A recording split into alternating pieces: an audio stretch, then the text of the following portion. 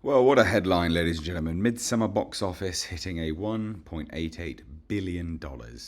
Now, that, ordinarily, you'd be like, wow, that sounds great. That sounds amazing. But it's not. It's 2% down from last year. Now, I always find these kind of articles hugely interesting because Deadline is obviously a mouthpiece to a lot of the studios. We know that, you know that, we all know it. And so what's their reasoning behind it? Well, we can guess a few of them, but again, you and I know, watching this, reading this, why it's down. Because they're producing crap. The pendulum hasn't swung so far that the studios have lost so much money that they have finally realised that they need to start producing good movies again. But just for entertainment's sake, I thought we would take a look at this. Also, FYI, excuse the echo, reverb, whatever you want to call it, the slight tinniness. I do actually have a life. I'm not at home. I'm not at my home office. But hey, look, I'm still making videos for you.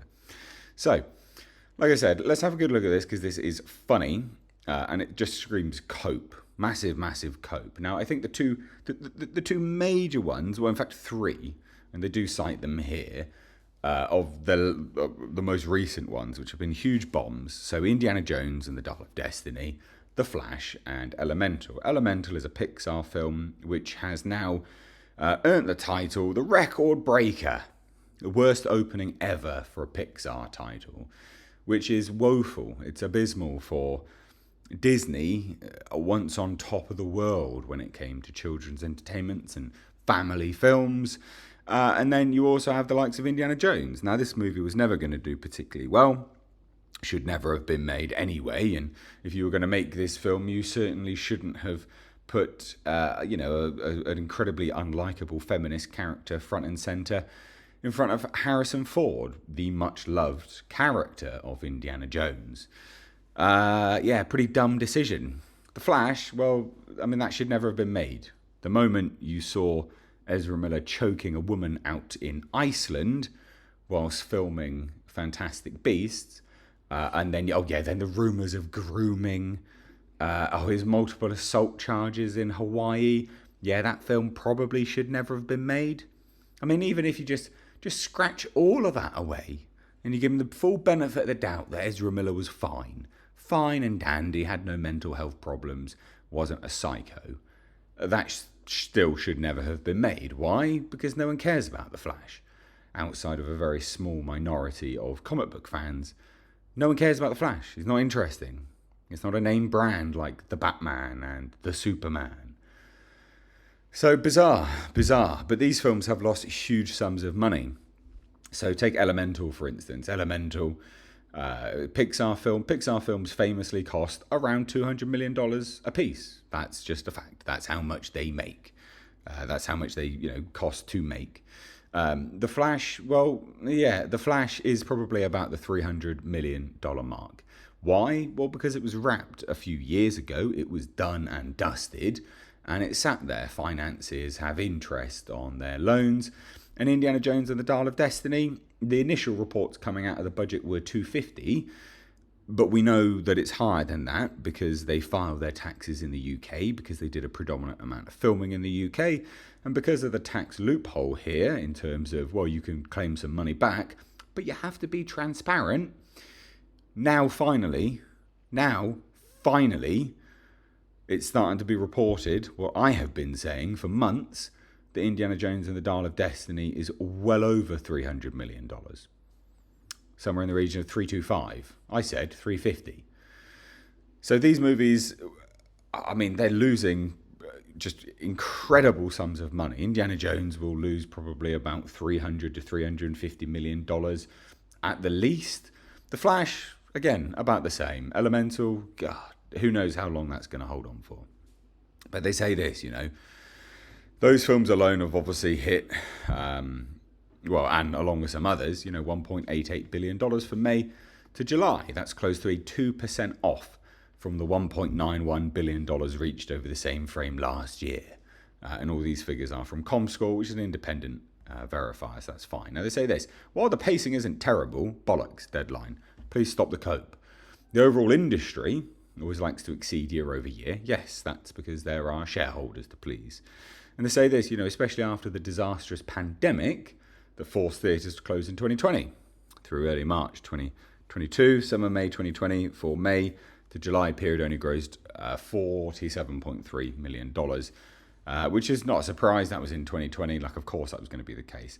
And I think the problem is that a lot of these companies, and you also have Deadline, bizarrely burying their head in the sand with these things. They want it to be pre-pandemic levels all the time, but you have to actually make good movies for that to happen. You can't consistently want those kind of numbers because 2018 to 2019 was the biggest box office year ever. It was huge, absolutely massive, just ridiculously large. And they start talking about, Marvel's Avengers Endgame and things like this. But the Endgame, that was an Endgame for most people. Most people just completely checked out. But they are right here in saying that Mission Impossible Dead Reckoning Part 1, being set to open to a franchise record of $100 million over 5 days, that's probably going to be good. And then you have Barbie and Oppenheimer up there as well, with about a $200 million weekend. Oppenheimer, I think, is a bit of an interesting one. I think it'll either flop or it will just be good.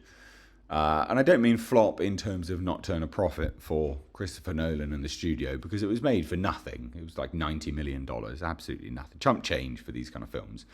Barbie, I think, will do very, very well. They've done very well with their marketing. I mean, I've seen the advert for Barbie. It's a movie even I want to see, just because it looks like it's tongue-in-cheek and a bit of a laugh. Now, there are obviously rumours that this has a, very, very heavy feminist message, which, the movie's called Barbie. If you didn't think it had something like that in it, then I think you're a bit of a dumbass. But it still looks tongue-in-cheek. It still looks a bit fun at the very least. But, ladies and gents, let's see what ComScore senior analyst and, of course, apparently people that don't understand anything, yet they still work in the industry, have to say about all of this. Well, the fortunes of the summer can be perceived as rich or fallow, depending on which week is being examined. And with many weeks and numerous potential high-profile blockbusters on the way in July and August, it's too early to characterise the overall summer box office performance as a hit or a miss. No, it's not. No, it's not. You can absolutely say that this year, as a summer for box office, has been abysmal. Why? Because they've been spending so much money on absolutely garbage films. How anyone in their right mind can classify any of this as nothing but an utter disaster is a moron.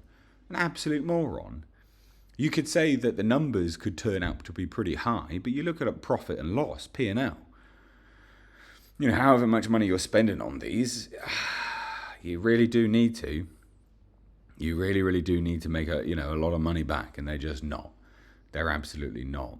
A friend of the channel, VR, Valiant Renegade, he put Disney losing just ridiculous sums of money. Absolutely ridiculous sums of money. Now, this is a chap whose box office, sort of analysis has now been picked up by mainstream media. By mainstream media, we're literally talking news shows on cable television, because he's so accurate with it all. This is an unmitigated disaster.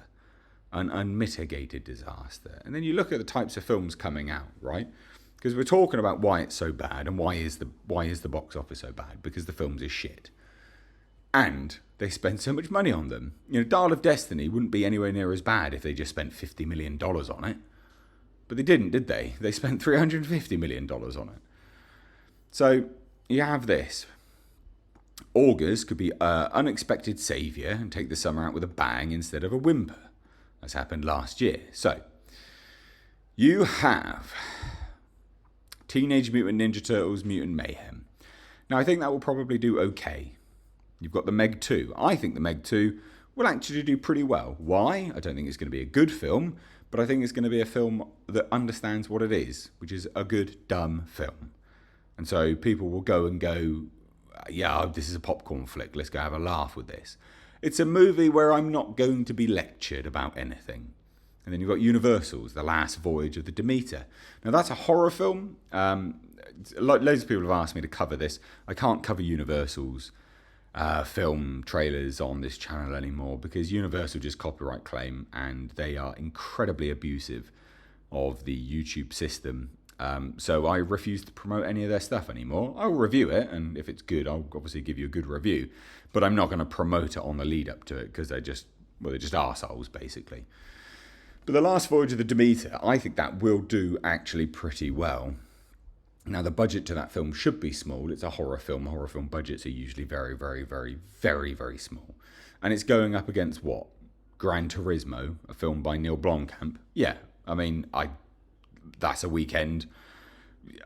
You tell me who's going to do very, very well between the two of them. It'll be The Voyage of the Demeter. Gran Turismo probably won't make much money either. And then you have something which has kind of fallen under the wayside for a lot of people. It didn't for me because it features the lead, a Border Terrier. And for those that don't know, I have a Border Terrier myself, my wonderful little Laddo. But there's a dog, a comedy R-rated dog film, which sounds weird to talk about, but it's called Strays, where basically a group of dogs go on like a mad, mind-bending, mushroom-eating journey to go and kill one of the dog owners, which sounds brilliant, which I'm there for. I think that sounds like it's going to be a good laugh. And then Blue Beetle. I mean, I think Blue Beetle will probably bomb, simply just because it's DC, and DC have been bombing lately. And The Equalizer 3 will do well. So you're looking at all those films. There's not exactly a lot. This year will be absolutely a bomb for the box office. It's not going to do very well at all. But you look at this kind of offering, again, look, what's here that's going to get you excited? Nothing. There's nothing really original here. You've got a rehash of bloody Dracula. You've got a giant shark film. I mean, I'm kind of interested in that, like I said, because it looks like dumb fun. Gran Turismo, yay, like another car film, woo. Like we just haven't had Fast 10, for goodness sake. And then you got Teenage Mutant Ninja Turtles with the awful 2D animation. And just looks crap to me, to be perfectly honest. But The Equalizer 3 looks good. And then some comedy film about dogs. It's not exactly a great offering, is it? When you look at it, there's not exactly much there. But yeah, not good. Not good. But I do like this. Deadline, with their shilliness. Shilling away. Shilling. Disney, despite stumbling... No, they didn't stumble with Dial of Destiny. They set off a nuclear explosion that has blown the planet into oblivion if the planet was their bank balance. Because fuck me, Dial of Destiny is a bomb. Dial of Destiny and Elemental, they're leading all studios with the summer box office because they've got an estimated $111 million. From what? Well, you've got Guardians of the Galaxy, which just passed the break-even point to make a little bit of profit, and then the rest was all a bomb. Oh, hold on. Let me put my coffee down. Round of applause for Disney, making absolutely no money. And the funny thing is, you look at that $811 million and you're like, wow, that's good, that is. No, it's not. Because actually of that $811 million that they've made at the box office, even if you take into account the money that Guardians of the Galaxy made, Dial of Destiny has sapped all of that away. So they're running, probably, for the whole year at a massive loss. Huge loss. And apparently we've got loads of adverts for Dyson hair crap and fucking whatever this crap is. Anyway, so it's not done very well. It's a huge bomb. Huge bomb. But let me know what you think. Like I said, I thought this would be funny, interesting. I thought we would take a look at it together. Just ladies and gents, hit subscribe. Take care. Bye-bye now.